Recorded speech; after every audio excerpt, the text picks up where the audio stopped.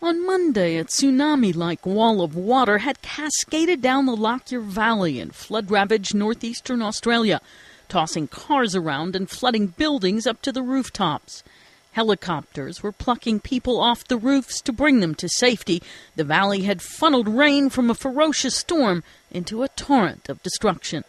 On Tuesday, it was still raining and the water hadn't completely drained away in the town of Grantham, but helicopters were out searching for scores of people missing, and the community was assessing the damage. Survivors like Kel Woods still appeared stunned.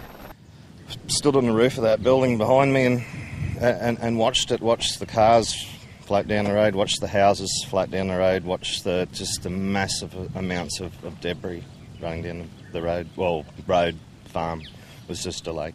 But the worst of the danger hadn't disappeared. It had just moved downstream.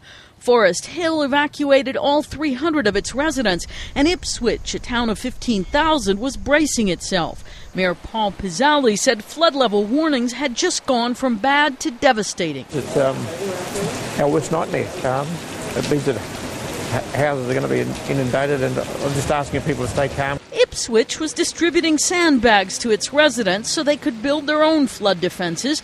That was happening in Brisbane, too. The state capital and Australia's third largest city, with a population of some 2 million people, was in the path of the wall of water.